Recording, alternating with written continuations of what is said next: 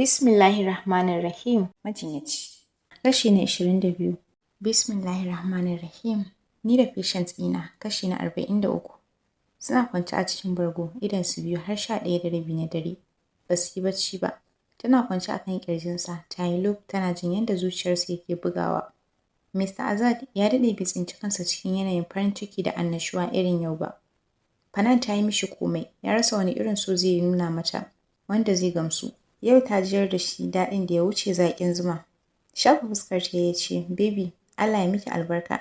Ke ɗin ta daban ce. Kin shayar da ni zumar da ban taɓa ɗanɗanawa ba."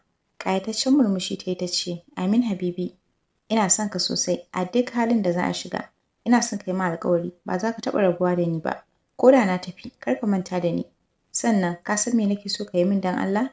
She sound very serious. Hakan ya sa ya mai da ilahirin hankalinsa kanta ya ce, "Ina jinki, na Allah ko da na tafi, ka yi aure, ka nemi mace mai hankali, ka aura kaji?" Wani irin kallo yake mata a ran shi lokaci ɗaya ya ɓaci ya ce, "Ba na son in sake jin wannan kalmar a bakinki. Insha Allah, za ki je ki abin da ya kai ki, sannan har ma ki dawo mu ci gaba da rayuwarmu." Jinsa kawai take, amma deep down her heart ta san ba za ta taɓa dawowa ba. Shi yasa take son tun yanzu ta fara mishi maganar ya aure. Shafa dogon lallausan gashin ta yayi ya ce, "Baby, ba na son in dinga jin irin wannan maganganun daga bakinki. Ina da full confidence a kanki, za ki yaƙe su sannan ki dawo." Gyada kai kawai Fanan ta yi kafin ta sake shigewa jikinsa. Body contact ɗin da suka samu ne ya sake saukarwa Mr. Azad wata sabuwar sha'awarta. Amma ya yi ƙoƙarin dannewa don ya san Fanan yau ta yi namijin ƙoƙari saboda ta sha baƙar wahala da azaba. Amma in ban da iya hawaye babu abin da take yi. Ƙafafunta duk sun riƙe. Ya kai ta bathroom ya yi mata wanka. Ya naɗo ta a towel kamar 'yar jaririya sai zuba mishi shagwaba take yi. Haka ya musu addu'a suka kwanta. Washe gari shi da kansa ya kai ta toilet ya gasa mata jiki. Ta yi alwala ya dawo da ita ta gabatar da sallah. Shi ma ya fita zuwa masallaci. Yau duk wanda ya ga Mr. Azad ya san yana cikin matsanancin farin ciki. Fuskarsa ma kaɗai ya isa ya nuna hakan. Dan yau fuskarsa a sake yake ba kamar kullum ba. Suna dawowa daga masallaci ya shiga wajen Ummi. Tana kwance alamun bata daɗe da idar da sallah ba. Ta kwanta, hannunta riƙe da carbi. Zama ya ɗaura ƙafafunta akan cinyarsa ya fara mata tausa. Ummi tun da ta ji hakan ta san waye ne. Buɗe ido ta yi akan Mr. Azad ta ce, "Son, barka da safiya farin ciki na." Dariya Ummi ta ce, "Ka tashi lafiya? Yau ka zo yi wa Ummi ka tausa kenan? Dama ka daɗe baka yi min ba." Murmushi kawai ya yi bai ce mata komai ba ya ci gaba da yi mata tausa. "Ummi jibi zan yi tafiya, ina da mitin a USA, kuma zan iya kaiwa wata ɗaya ko biyu." Jin haka ya sa Ummi cewa, "To, amma ka san auren Fawaz da Zinat saura wata biyu dai ko?" "Na sani Ummi, zan dawo kafin lokacin." Ci gaba da magana Ummi ta yi, "To yanzu Fina fa, ya kamata ku tafi tare saboda ina son ku tsaya a Dubai, ku yi koda 1 week ne." Kaga ba su san ta ba, ita ma ba ta san su ba. Ko jiya da na yi waya da Abu sai da ya min maganar, "Ka samu ka je." Motsa leɓen bakinsa ya kawai ba don tana kallon fuskarsa ba za ta iya tunanin ya amsa ba. Haka ya dinga yi mata tausa har 7 na safe kafin ya koma fat ɗinsu. Tana kwance tana bacci ta rufe duk ilahirin jikinta da blanket. Iya cute space ɗinta ne a waje, kiran layin masu aikin gidan yayi. Ya sanar a zo fat ɗinsa a gyara. Dama tun da Fanan ta dakatar da su take gyarawa da kanta. Ba ta sake barin sun zo mata gyara ba. Komai ita take yi. Shigowa wata mata ta yi ta gyara ko ina fes ta tafi. Har time ɗin baccinta take yi. Ganin tara ta kusa ya sa ya cire kayan jikinsa ya rage daga shi sai singlet da boxers. Ga gashin jikinsa sun sake ƙawata jikin. Kicin ya shiga ya riƙe ƙugu yana bin ko ina da kallo. Ya ma rasa me yake yi kusan minti 10 yana tsaye bai gama yanke abin da zai mata na breakfast ba. Wani tunani ya yi ya sa ya ɗauko frying pan ya ɗibi ƙwai. Ya kaɗa ya sa albasa da magi kaɗan ya soya ƙwan. Ya sa shi cikin plate ya haɗa mata tea mai kauri da kuma slice bread ɗin white light. Ya haɗa komai akan tire madaidaici ya fito. Sai zufa yake yi idan nan ya yi jawur saboda yankan albasa da ya yi yana da zafi. Ajiye tire ɗin ya yi akan tebur sannan ya hau gadon. Ya je daidai kunnenta a cikin raɗa ya ce, "Baby ki tashi ki break." Tana jin sa amma bacci bai sake ta ba. Ya sa ta tashi. Ɗaga ta ya zaunar da ita a tsakiyar gadon.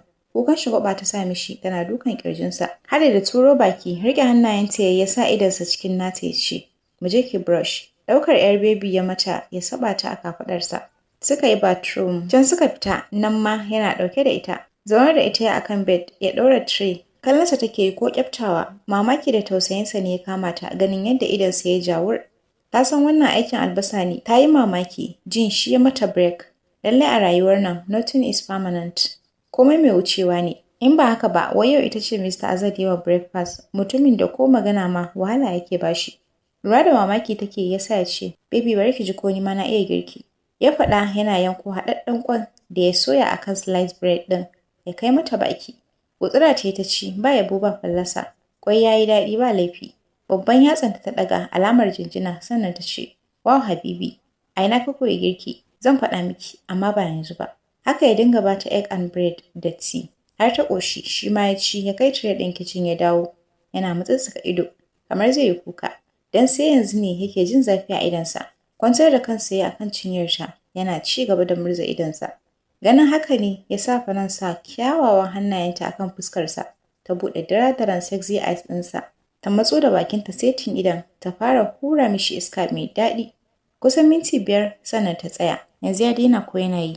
Gyara kwanciyarsa ya yi, kansa na kan cinyar nata ya ce, Ya daina, na manta ban faɗa miki ba, jibi za mu tafi USA. Daga nan kuma za mu je Dubai. Shafa lallausar suman kansa ta yi tana murmushi ta ce, Allah ya kai mu. Daga waya ya sa a kunne ya fara magana. Oke ga nan zuwa. Daga kansa ya yi a cinyar ta ce, Baby ina zuwa. Yana mishi kai ta yi ya fice ya bar mata wayar. Tana buga game. Tana kwance tana game ya shigo bedroom ɗin. Hannunsa da wata 'yar siririyar gyale fari mai kyau. Daga bakin kofa ya tsaya ya ce, Baby, za ki iya tafiya? Ajiye wayar ta yi ta sauka a kan gadon. Daga shi har ita ba su yi tsammanin za ta iya taka kafar ba, saboda jiya har kuka ta yi mishi kafar ta ya riƙe. Ba za ta iya tafiya ba, amma yau da ikon Allah ta ji ya saki. A hankali take tafiya, jikinta sanye da jallabiya da ya mata tsayi da girma sosai. Kanta kuma da pink ɗin gyale da ta ɗaura shi. Ta iso gabansa, murmushi ya sa wannan 'yar ƙyallen ya ɗaure mata ido, sannan ya dafa kafaɗarta. Suna tafiya a hankali suna zuwa wajen staircase. Ya ɗaga ta har suka sauko main falo. Arif ne da Zinat kawai suke zaune, suka ga fitowarsu. Dire ta a kan ƙafafunta a cikin falon, suka ci gaba da tafiya suna tunkarar ƙofar barin fat ɗin. Wayyo Habibi, ba mu iso ba har yanzu? Yes, saura kaɗan. Haka har suka iso cikin compound ɗin. Sa hannunsa ya yi a cikin aljihu ya fito da wata haɗaɗɗiyar kaki ya damƙa mata a hannunta. Rike su ta yi duk da ba ta san me ba ne, idonta a rufe. Warware mata ɗaurin ƙyallen ya yi, daga idonta ya koma gefe. Ya tsaya ya harɗe hannayensa ya ce, Surprise! Slowly ta buɗe manyan idanunta ta fara ganin dishi-dishi. Sauka idonta ya akan brand new Range Rover SB version, white color. Kuɗinsa ya kai kimanin miliyan 250. Motar ce da ta amsa sunanta, sai wanda ya isa manyan masu kuɗi ne kawai suke iya hawa wannan motar. Jikin motar an yi mata kwalliya da jan balan-balan da flowers jajaye. Kallon motar take yi ba ƙaƙƙautawa, sannan ta kalli kaki ɗin a hannunta. Kallonsa ta yi tana neman ƙarin bayani.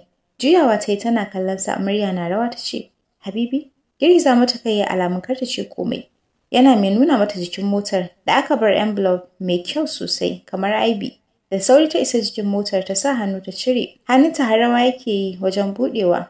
Fefa ne a jiki, an yi rubutu da jan alƙalami an rubuta, My feelings for you are very strong.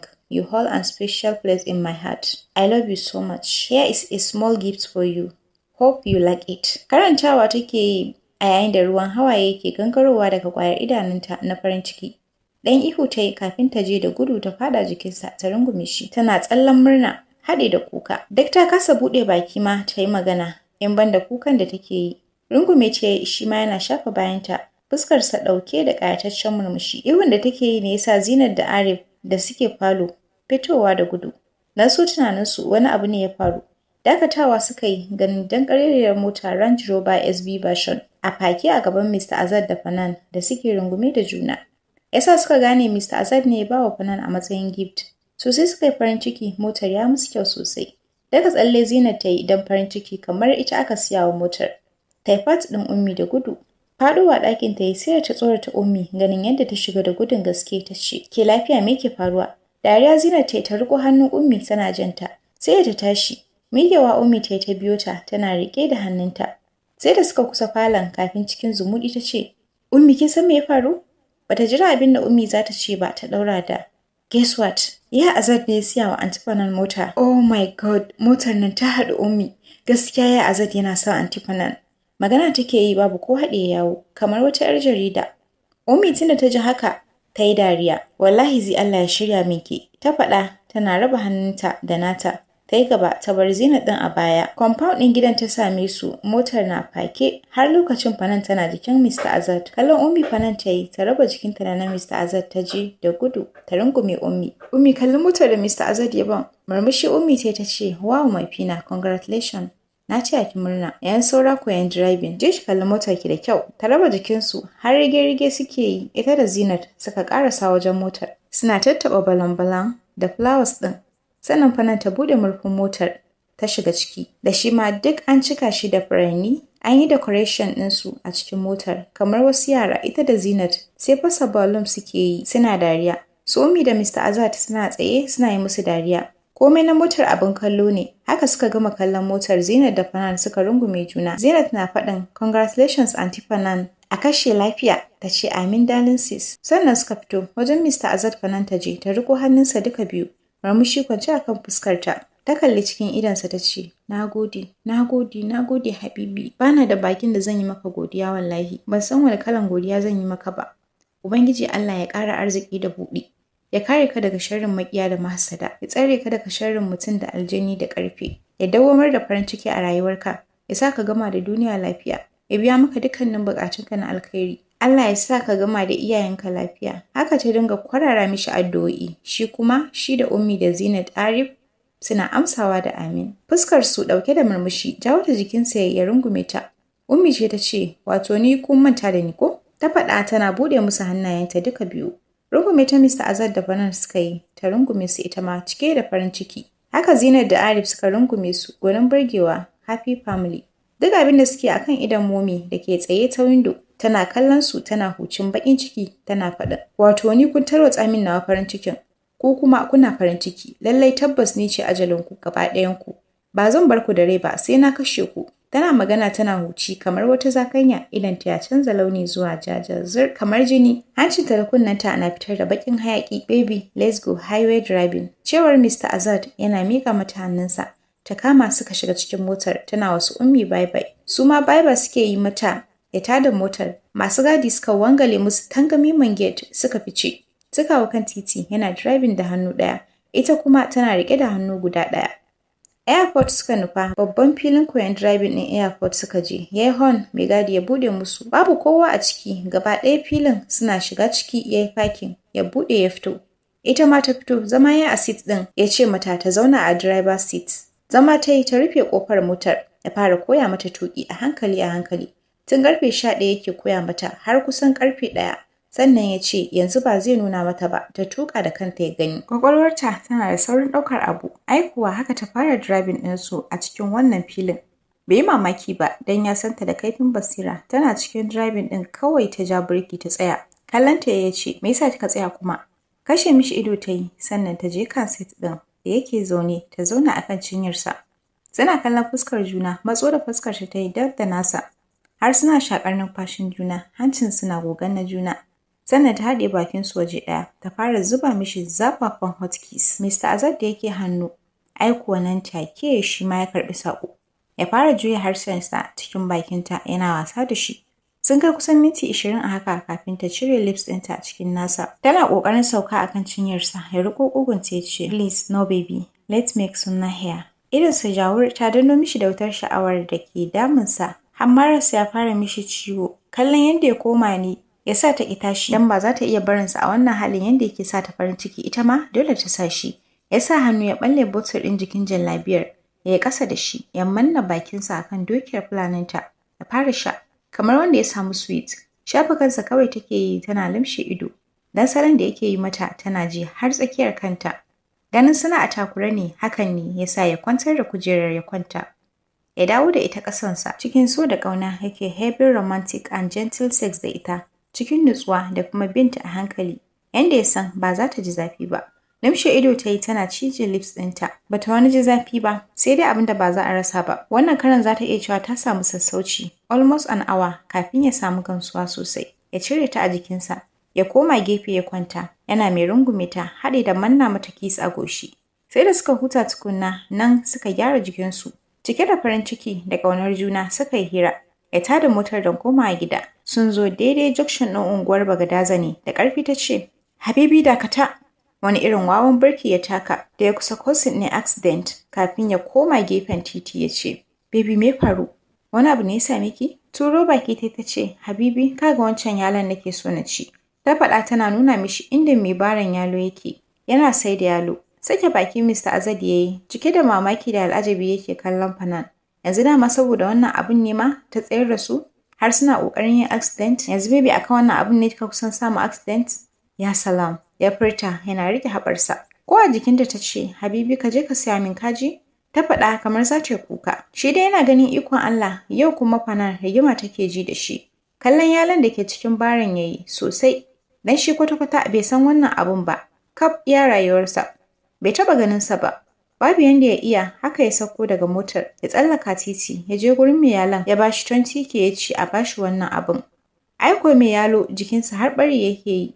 Ganin yau kakarsa ta yanke saƙa, duk yalon da ke wajen ya dinga juye mishi su a cikin manya-manyan ledoji, kusan 5. Shi dai Mr. Azad ido kawai ya zuba mishi, yana son jin wa yake haɗa wannan tarkacen. Gama zuba mutumin ya yi sannan ya washe baki ya ce, yau yallaɓai na gama, bari in sa yara su kai maka mota. Haɗe fuska Mr. Azad ya ce, wa ɗin, duk ka riƙe su, leda ɗaya kawai za ka bani.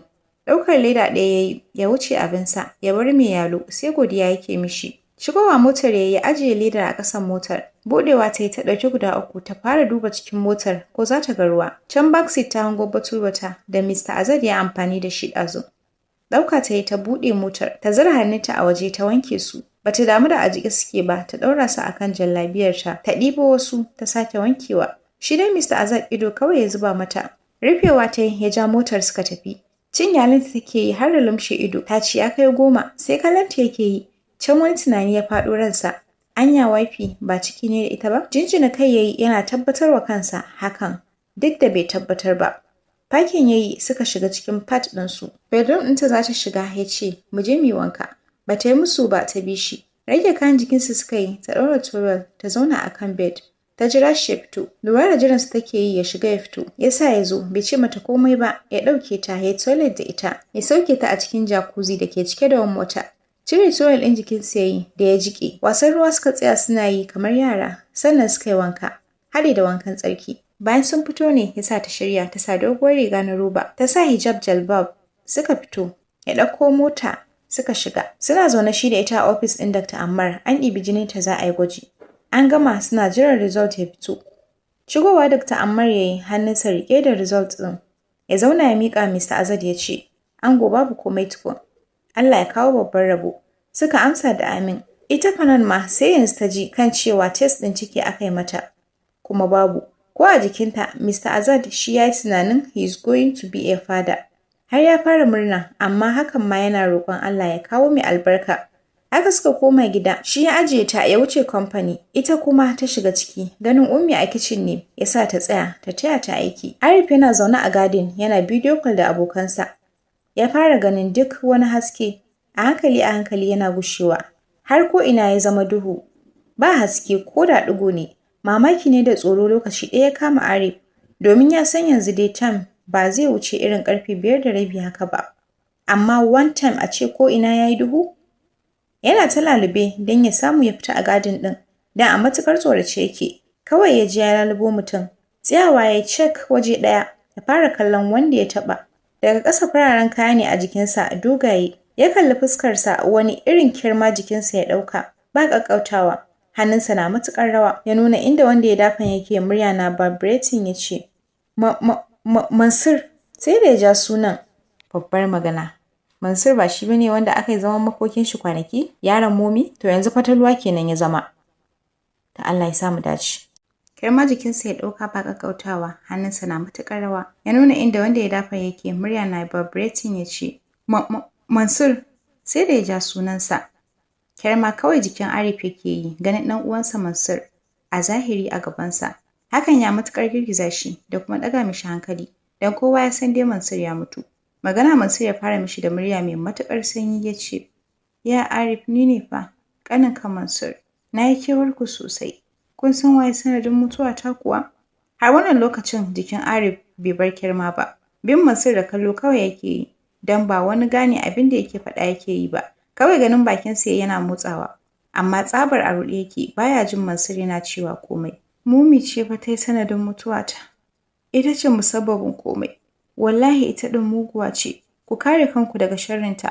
Duk wannan bayanin da fatalwa Mansur ke yi, Arif baya jin sa, don hankalinsa baya jikinsa, yana razane. Arif ji yayi an finciko shi. Ƙara yayi yana, Mansur ne wallahi, Mansur ne na gan shi da idona. Girgiza shi da ƙarfi Fawwaz yayi, ganin ya fita a hankalinsa. Yana wasu sambatu. Daga kai Arif yayi, ya ga Fawwaz ne ya ce, Fawwaz, wallahi na ga Mansur. Yanzu ne yana nan wajen, har yana mun magana.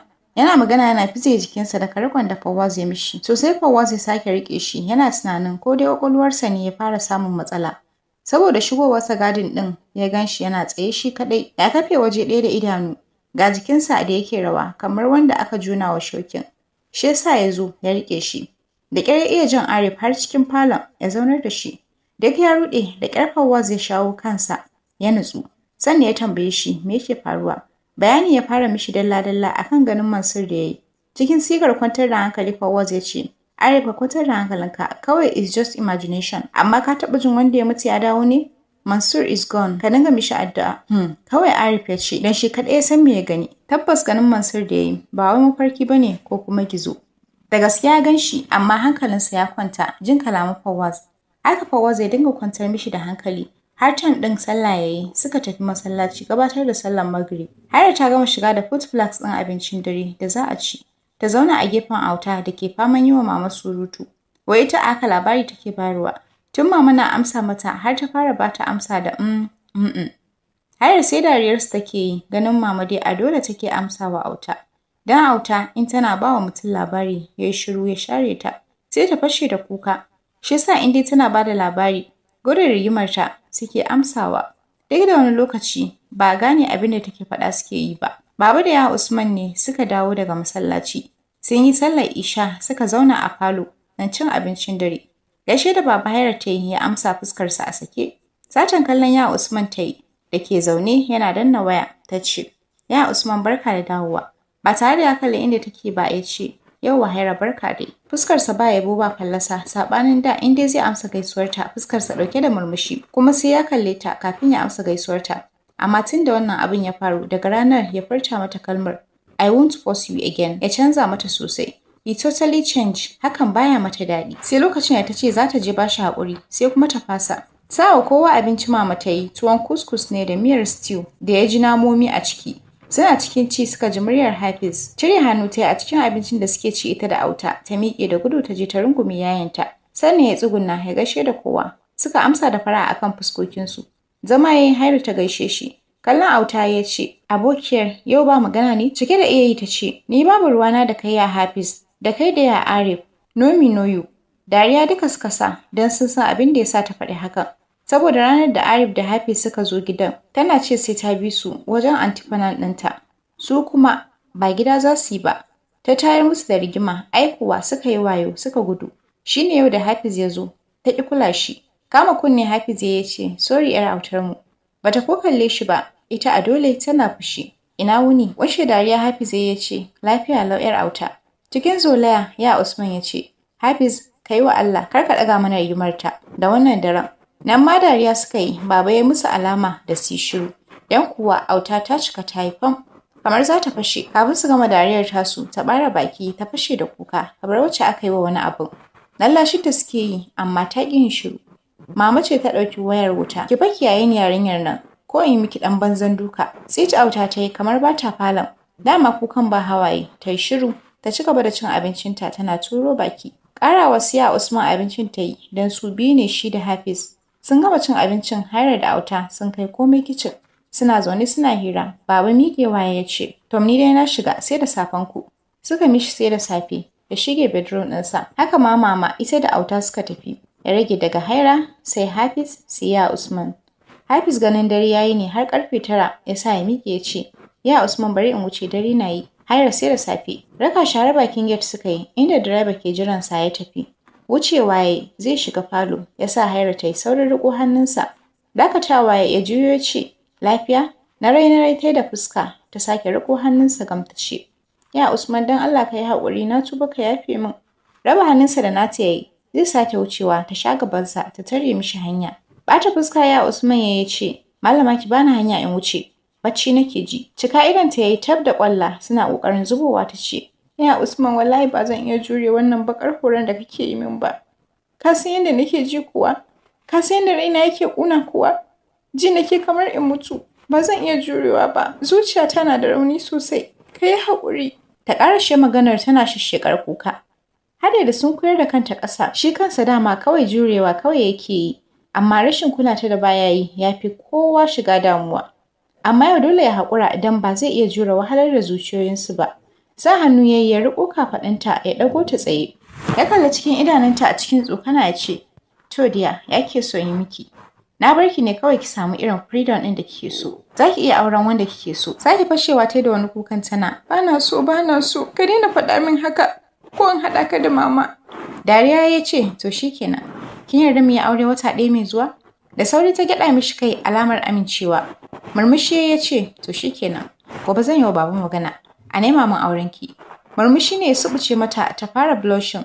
Murmushi shi ɗin ma ya ce, ki shirya gobe zan kai ku yawo ke da auta. Nan ma gyaɗa masa kai ta yi kafin ya ce mata sai da safe. Suka shiga ciki kowanne ya shiga bedroom ɗinsa. Hankalinsa kwance zuciyarsu fes ɗauke da farin ciki. Kairiya ce da ke gefen su tana kallon su ta yi murmushi ta ce, Alhamdulillah, Allah na gode maka da ka bani ikon sasanta wannan lamarin cikin sanyi.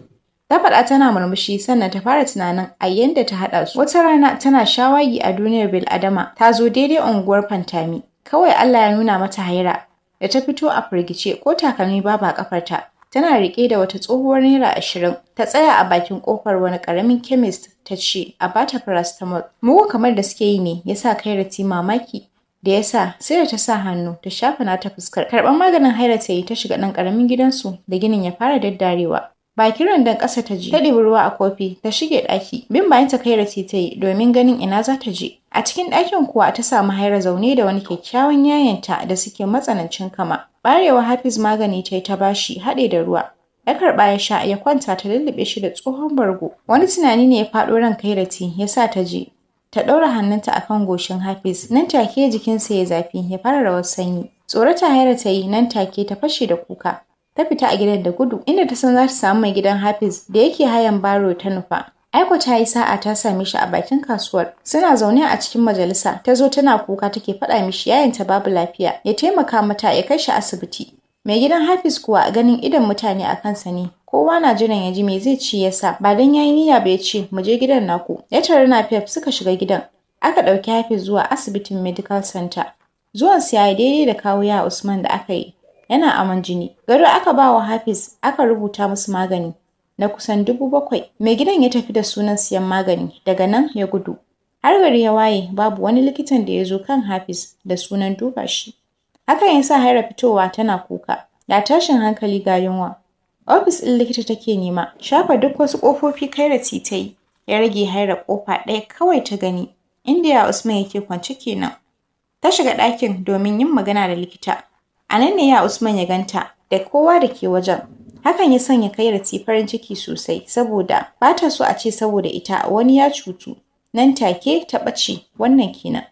Karfe 9:40 na dare, Hafiz suka dawo gida. Bayan direba ya yi fakin, yana ƙoƙarin shiga fat ɗinsu, kawai ya hango matashin saurayi sanye da fararen kaya. Har ɗaukar ido suke yi, yana tsaye daga ɗan nesa yana kallonsa. Mamaki ne ya kama Hafiz, ya fara tunanin, dama bayan siya Fawaz da Arif, akwai wani namiji a gidan ne? Bai taɓa ganinsa ba kuwa. Ko a jikinsa ya ƙarasa inda fatalwar Mansur yake tsaye, yana kallonsa. Miƙa mishi hannu ya yi don su yi musabaha. Girgiza kai fatalwar Mansur ya ce, Ni ba kamar kowa ba ne Hafiz. Na san baka san ni ba, sunana Mansur yaron Momi. Kuma ni ma a da, ni ƙanin siya Azad ne. Wasu maganganu da yake yi ne ya ɗaure wa Hafiz kai, don maganar a baibai ya yi su. Ya kasa fahimta ya ce, Ban gane me kake nufi da kai ƙanin siya Azad ba ne a da. To a yanzu kenan kai ba ƙaninsu ba ne? Amma me yasa to? Sannan ya aka yi kasan sunana? Dan ni na san ba mu taɓa haɗuwa ba. Ya jero mishi tambayoyi a tare. Girgiza kai kawai fatalwar ya ce, Ba za ka gane ba Hafiz, sai an jima. Ka ce wa kowa ina gaishe su, in ka shiga ciki.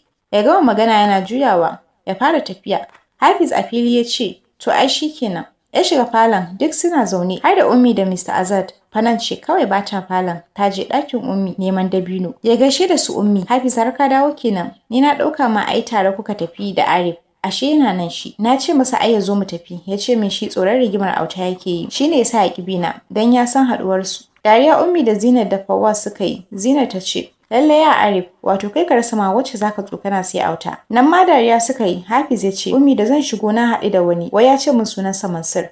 Sannan kuma ya ce min in gaishe ku sosai. Ashe shi ma ƙanin siya Fawaz ne. Duk ɗagowa suka yi har suna rige-rige wajen kallon Hafiz da ke magana. Ya sa lamarin ba su mamaki da ɗaure musu kai. Don kuwa sun san dai tabbas Hafiz bai san Mansur ba. Balle ya irin wannan maganar. Jikin Arif ne ya ɗauki rawa. Ya miƙe yana kallon Fawaz ya ce, Fawaz ba na faɗa maka ba? Wallahi Mansur na gani ɗazu. Amma ka ce mun san ba shi ba ne. To ga Hafiz ma ya gan shi. Riko Arif Mr. Azadiya ya ce, calm down Arif. Zama suka yi amma har lokacin jikin Arif bai bar kirma ba. Shi ko Hafiz mamaki ne ya kama shi ganin yadda firgici da tashin hankali ya bayyana akan fuskokinsu lokaci ɗaya. Dan kawai ya faɗa musu yadda suka yi shi da Mansur ɗin. Mr. Azad ne ya kalli Hafiz ya ce, Hafiz a ina ka kalle shi? Faɗa mishi Hafiz ya yi sannan Mr. Azad ya sake mai da kallonsa kan Arif ya ce, ka kwantar da hankalinka, ka faɗa ma a ina ka ga Mansur ɗin. Duk abin da ya faru a gadin ɗin Arif ya faɗa mishi. Sannan ya ƙara da, ya yi ta mun magana wanda na kasa gane me yake nufi.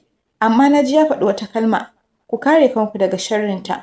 Wannan kalmar ce kawai zan iya cewa na ji. Zinat kam uwar tsoro, tunda ta ji an ambaci sunan Mansur, ta ƙanƙame Fawaz, ta ƙi sakinsa.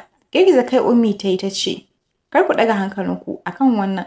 Mansur ya riga ya mutu, kawai sharrin shaiɗanu ne da jinnu. Amma kun taɓa jin wanda ya mutu ya dawo ne? Zaro ido Hafiz ya yi shi ma lokaci ɗaya a jikinsa ya fara rawa. Jin wai Mansur ɗin da ya haɗu da shi, har suka yi magana wai matacce ne, ya riga ya mutu. Babban tashin hankalinsa shi ne, in ya tuna 'yar maganar da suka yi na wasu 'yan mintuna. Da mugun ƙarfi zuciyarsa yake bugawa sakamakon jin maganar da ya yi kamar sauka a rado. Hakan ya sa ya dafe ƙirjinsa da ƙarfi. Sauka ya akan kujera, ya dira a ƙasa yana riƙe da saitin zuciyarsa. Daga shi Mr. Azad ya yi, ya ɗan rungume shi. Dan dama ya san hakan sai ya faru. Muddin Hafiz ya ji, dan ba kowa ne yake da wannan ƙarfin gwiwar tunkarar magana makamanciyar wannan ba. A ce ka yi magana da wanda ya riga da ya mutu? Baka sani ba, daga baya in ka ji hakan dole hankalinka ya tashi. Ƙoƙarin zaunar da Hafiz Mr. Azad yake yi, ya ji ya ƙara nauyi. Nan ya gane su ma ya sa ya kwantar da shi akan kujera. Ɗauko ruwa Fawaz ya yi, ya miƙa wa Mr. Azad ya yayyafa wa Hafiz. Shiru bai farfaɗo ba, zama Ummi ta yi kusa da su, ta ɗaura kan Hafiz akan cinyarta, ta riƙe hannunsa tana murzawa da ɗan ƙarfi. Ko hakan zai taimaka masa. Duk suna tsaye a kansa, sakowa fanan ta yi, tana murna, ta samo dabinin da ta je nema. Ta same su duk sun yi curko-curko, sannan ga Hafiz da ke kwance. Da sauri ta ƙaraso falon, tambayar Fawaz take yi, me ya same shi? Ƙarya ya faɗa mata akan cewa sun ga ya riƙe ƙirjinsa ne, daga bisani kuma ya suma. Zama ce a gefen kujerar ta riƙe hannunsa daidai wajen post ɗinsa ta ji yana harbawa. Da sauri ta sake hannun akan ƙirjinsa, nan ta ji wani irin lugude zuciyarsa yake yi. Hakan ne ya tabbatar mata da tabbas wani abu ne ya gani ya razana shi ko kuma wani abin ya ji ya firgita shi. Kallon Ummi ta ce ya ɗan shiga 'yar doguwar suma ne, amma zuwa nan da 4 hours zai iya farfaɗowa. Amma kuma in muka bari ya farfaɗo a haka, tabbas akwai matsala, zai iya samun matsalar ƙwaƙwalwa. Ko kuma ya shiga firgici har nan da sati ɗaya. Ta gama musu bayani tana ƙarasawa kan center table. Ta ɗauki pen da fefa, ta rubuta allurai da magunguna, ta miƙa wa Fawaz. Karɓa ya fice da sauri, duk da dare ne. Zai yi wuya su samu pharmacy a buɗe. Sai da ya dangana da asibiti, duk suna zaune, Fana ta kalli Mr. Azad ta ce, Mr. Azad me ya same shi? Baya son ya faɗa mata, ya sa kawai ya ce mata, baby we don't know. Kawai ganinsa muka yi a haka, ya riƙe ƙirjinsa. Allah sarki, in na mishi allurar nan, insha Allah zai ji dama-dama. Don zai samu bacci, kuma ba zai tashi da wannan firgicin ba. Jinjina kai yayi, Ummi ta ce, Zinat, tashi ki je ki kwanta dare yayi. Maƙe kafaɗa ta yi alamar a'a, don duk a tsorace take. Ba za ta iya kwana ita kaɗai ba. Ta so ba su dariya, Arif ko shiru yayi yana bin su da ido. Haka Fawaz ya dawo da allurai da magunguna. Allura Fanan ta yi mishi, sannan Mr. Azad ya ɗauke shi cak kamar wani yaro ƙarami. Ya fat ɗin su Fawaz da shi. Ya kai shi ɗakinsa ya kwantar da shi. Hada da rufe shi da blanket suka fito. Ummi ta ba su umarni da kowa ya je ya kwanta. Haka suka shiga fat ɗinsu. Mr. Azad maganar Mansur ya tsaya mishi a rai, amma zai san yadda zai bullo wa lamarin. Duk wannan wainar da ake toyawa, Momi ba ta da masaniya a kai. Tana nan tana neman hanyar da za ta kashe kaf 'yan gidan, hatta 'ya'yanta su ma sai ta kashe su. Ba za ta bar kowa ba don dukkaninsu ta tsane su. Mansur ya kaɗai take so, shi kuma ya riga ya mutu. Ta ma fi tsanar Anti Shahida, shi yasa a duk sanda Anti Shahida ta samu ƙaramin ciki, tun kafin su san da cikin, Momi take cinye ɗan. Tun a mahaifa, kusan sau 8 Anti Shahida na samun ciki, Momi tana cinyewa. Tun kafin ya zama halitta take cinyewa. Aka ta so yi wa Anti Zainab, amma da ke mijinta a tsaye yake, gashi babban ɗan siyasa kuma malami. Bauchi State. Fitowa Suhaima ta yi daga bedroom ɗinta, tana riƙe da waya tana bidiyo call da Fawaz. Har ƙarfe 11:30 na dare. Ta fara jin yunwa ta fito ta shiga kicin ɗin. Ta ajiye wayar yanda yana kallonta. Ta ɗora indomi a kan wuta ya dahu. Ta je falo ta zauna tana ci. Fawaz ya ce, ba bismillah kenan. ‘Yar dariya Suhaima ta ce, Hubbi, to ai ko na yi maka bismillah ba zai yiwu ka ci ba, sai dai in ci maka ka ji. Ta faɗa tana ci gaba da cin indomi. Fawaz ya ce, to baby na, ki ci mana ɗin. Haka suka dinga hira kafin ya kashe kiran. Dan dare ya yi, suka sauka a online ɗin. Fanan ta daɗe da yin bacci. Mr. Azad idonsa biyu bai yi bacci ba. Idan so yake yi a daren nan ya clearing issues ɗin da suke faruwa a cikin gidan. Sulalewa ya fice, a ɗakin ya sauko ya buɗe ƙofar fat ɗin gaba ɗaya ya je gadin ɗin shi kaɗai. Kamar wani maye ko ina ya yi tsit, sai ƙananan maganganu da yake ji ƙasa-ƙasa, which is ya san na suwaye ne. Haka ya zauna yana girgiza ƙafa. Momi na kwance akan makeken gadonta. Fatalwar Mansur ya bayyana a tsaye a gefen gadon. Murya da ɗan ƙarfi ya fara kiran, Momi, Momi, ki tashi, kina barci, wato kin bar ni ina ta garari ko? A ɗan firgice Momi ta tashi daga baccin, tana mutsuka idonta. Ras ta ware su akan Mansur da ke tsaye yana sanye da fararen kaya. Tashi ta yi ta zauna da kyau, tana kiran, Mansur ɗina kai ne? Daka mata tsawa ya ce, kar ki sake kirana da ɗanki, muguwa azzaluma. Ke ba uwa ta garba ce, annamimiya kawai. Hankalinki ya kwanta da kika yi sanadiyyar bari na duniya. Ya daka mata wani gigitaccen tsawa. Na ce hankalinki ya kwanta. Ba zan taɓa samun salama ba, har sai asirinki ya tonu.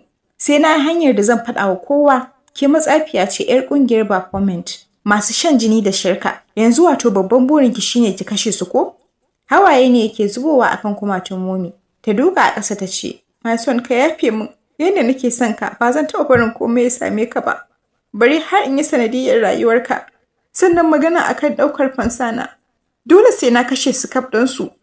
Ko da shugaba Tanzarzar bai amince min ba, sai na aiwatar da haka. Daga zarar mun yi nasarar gamawa da shafin sarauniyar Nasminaya, sai su ne targets ɗina. Girgiza kai kawai fatalwan Mansur ya kafin lokaci ɗaya ya ɓace ɓat. In manna tsuma da jijjiga, babu abin da jikin Mr. Azad yake yi, tsabar ɓacin rai da baƙin ciki. Idan nan ya juya ya zama mugun jajir, da ƙarfi ya cije lips ɗinsa na ƙasa. Yau baya jin zai iya barin Momi ta kwana, sai ya kashe ta. Dan daga inda yake zaune a gadin yana jiyo duk wani maganar da suke yi da ita da fatalwan Mansur. Tabbas Momi ta cuce su, ta ha'ince su.